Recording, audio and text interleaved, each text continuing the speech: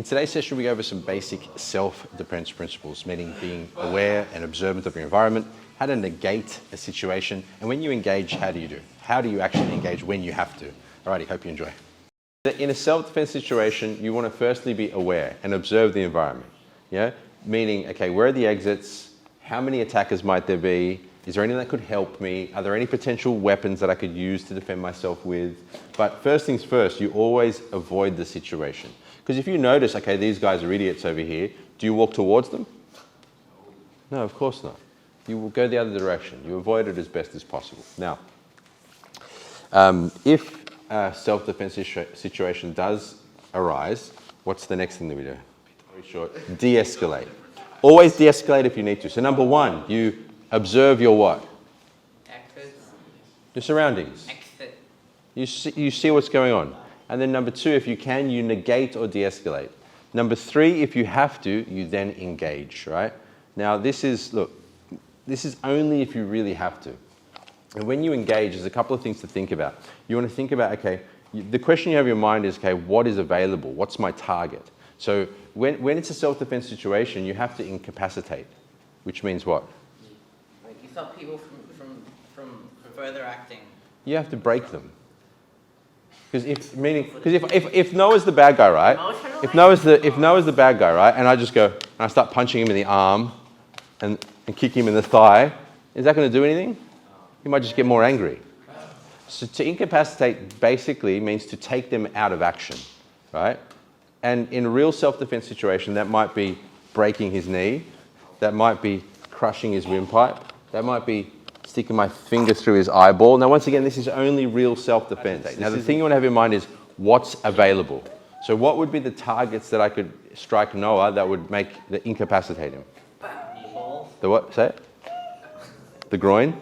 Yeah, so straight the groin. You'd want to think of, and you always think of driving it like 30 centimeters past where it belongs. So you think of driving it up into his throat, yeah? Yeah? That will make him throw up and take him down, yeah? What else? What other targets do we have? Knee. The knee, yeah. So once again, snapping it right through. You want to think of driving it right through. Now, when you are targeting the knee, you've got basically three directions. You've got directly back or directly to the sides. Yeah, kicking it here obviously is not going to do anything, yeah? So you want to send it back 30 centimeters that way or 30 centimeters that way, yeah? I mean, this is just an idea, yeah? Where else? You know, I mean, that's you could stamp down there, but that's generally not going to be an incapacitation, like generally, yeah? What about the neck? It's something. The neck, yeah. The windpipe, driving the windpipe through. But once again, only self-defense. Like, I don't want you guys ever using this stupidly, yeah? So once again, the windpipe straight through. Generally speaking, this is the best part to drive through there, just where the wristwatch is. So you drive this part right through there. That's why when we do our sparring, we do a lot of this type of striking, yes? We do cross-shoulder post, which represents this. See? It's a safe way of doing it without actually hurting them. If you can get this, so if you have a look at your palm, have a look at the heel of the palm. If you can drive this part here, into the ear, bang, like right into the eardrums. Like, so put your hands over your ears and try to cut out the noise. So you hear how it goes like suction, like suck. You feel that suction feeling? Can't hear anything. Yeah. Think of driving the suction feeling right through the other ear, if you can.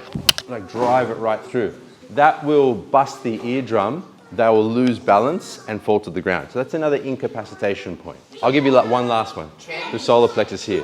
If you can drive, for example, all right, so imagine Noah's not there. If I drive my elbow right through the solar plexus, yeah, that can incapacitate for a moment, you know. So you've got a few options there. Look, this is all self-defense. You need to learn how to fight. You're men, right? You're men who's going to protect your family? Your 10-year-old or your wife? 10-year-old. You guys. You are men, so you should know how to fight. You should know how to protect your family and protect yourself.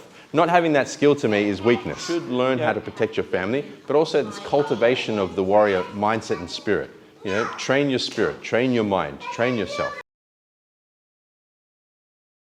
So now let's apply that to one of the most common attacks in the street, which is the right hand. Most people will throw a right hand. They'll usually come loading it up a little bit. So you'll see I start to kind of load up on my right side, like I'm wanting to throw my right hand. So you'll see Noah coming to load up. I already want to be moving away and getting out of here. But let's just say it's too late. And let's start with a hook style strike, yeah?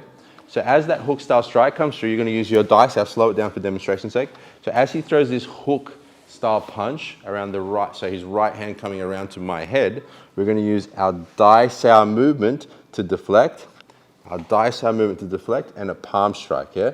Just to start, yeah? We're just going to start with this. So get your opponent to throw, so the fight started, so your guard should be up. Now, my dice out, essentially, I want to think of mirroring his arm.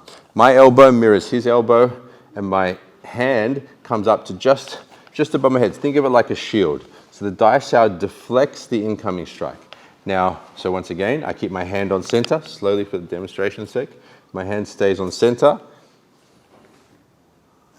Any partner, make sure you actually throw the attack towards their head. Because if Noah goes to throw it here,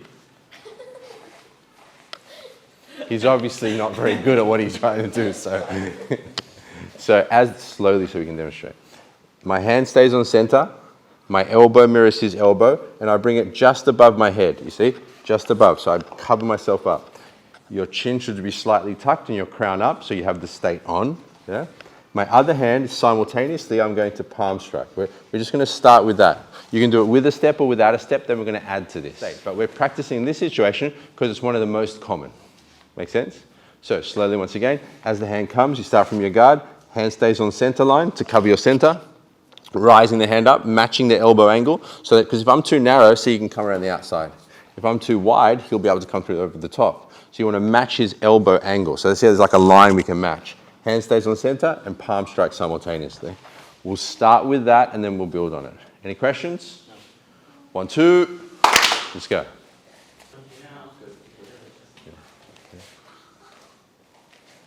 Good. Good. Should I step in? If you want to, if it feels comfortable to. Because it depends, like if they're throwing a short hook, you might not need to. If you want to, it's just really up to you. I personally like to step in closer, yeah. Now what I want you to do is I want you to think about a precise target. So I just wanted you to get used to the movement. So now as Noah comes in, I'm defending myself, yeah? Now, this is once again a real self-defense situation. I'm going straight for the throat. So that's my first target.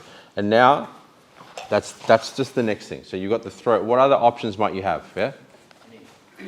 No, here, with the limbs, with these two. Yeah? Eyes, yeah, I've got the eyes. I could drive my thumb through his eye, yeah? What else? I got the eye, I got the throat. Heldon's favorite, the ear. So as I could go for the eardrum, yeah? Huh? The arm, oh, interesting. So I could, so rather than this, I could, what you think, go through here. This is not an easy one to do, like in full speed against a strong person. It's not easy. But if you're feeling spicy like a meatball and you think you can catch that, rock and roll. So what I want you to have in your mind is what's available and precision now. So and start slowly so you can practice precision, right? So as he's coming through, I'm defending, bang, and there's the, I'm driving that through, yeah? Slow and precise, yeah? So that's what you're doing, slow and precise. Because in self-defense, if you hit the wrong target, it's not going to do anything. You've got to be precise, okay? It's like when this is the Go champion, Australian champion of Go, right? When he's moving his pieces, he doesn't just put them anywhere. He's very precise. He puts it exactly where he wants it to go so he can entrap his enemies and crush them, right? Yes. Crush your enemies. Say it with me. Crush your enemies. Crush your enemies. That's right. Alrighty. 1, 2. Precision. Let's go. Genius. Slow it down. Bang. Stop. This through there. That's the point. And that drives right through. This, the windpipe. You're crushing this through there. The side of the neck, not as effective. Slow it down. Slow it down. What the hell's that? Where's the incapacitation? No. Be direct. Just slow it down. Be direct. Stop. What's this? You're gonna put your finger in the side of his neck? What's that gonna do? Dude, be precise. Come on, man. I thought it would. No, it wouldn't. Isn't this like an eye jab? Yeah, but is that his eye? Does that look like his eyeball to you? Or still right? No, would it? Yeah, that's better. Yeah, thumb to the eye. There we go. Yeah, be precise. Time! Bring it in. You don't always hit the target. Does that make sense? You don't always hit the target. Even if you look at professional boxers, right, they throw a lot of punches, but they often don't hit the target, right? So what I'm saying is that in self-defense, you might not hit the target. So you want to have in your mind that you're going to go for 3 to 5 attacks to incapacitate. So for example, Noah throws his punch that we've just been playing with, and I've gone through to go for this strike. I try to get his throat, but let's say I miss the target. So that's 1. So I'm going to keep going. 2, yeah? 3, yeah? So I'm going to go for 3. Oh, back of the neck. 4, yeah? Yeah? So what I want you to do now is go for 3 to 5 attacks slowly and precisely, because you don't always hit the target. Does that make sense? Yes, it would be great if you did, because then I would have broken him in 4 places, and he's most likely not going to be able to fight me anymore, right? But in life, we do miss, right? It happens. So, once again, they're going to attack you. You're going to use 3 to 5. Throat, ear, groin, yeah? Back of the neck, yeah? So you want to have in your mind incapacitation multiple times. Hopefully one of those inflicted enough damage for me to go home and cook lasagna with my family and have a few meatballs.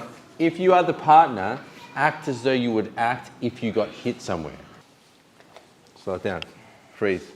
Where's he going for? Right, good.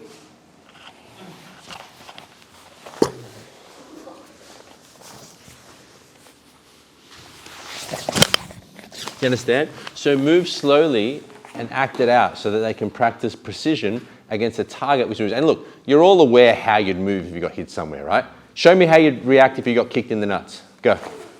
See, you all know. This proves that you all have nuts. Congratulations. What if you didn't? One of you goes, All right, 1, 2. Let's go.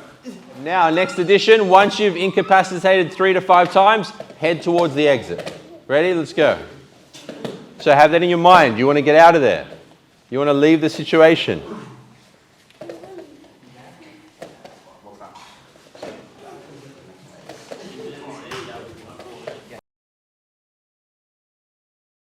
Often in self-defense situations, there's multiple attackers, often. That's why when people say things like, oh, the best thing to do is take someone to the ground, it's usually stupid to do. Because if Noah goes to take me to the ground, let's say he takes me down, he pins, bang, and then he pins me somehow, like here. See, his friend now is just going to kick him in the head. Or maybe he goes into mount position, yeah?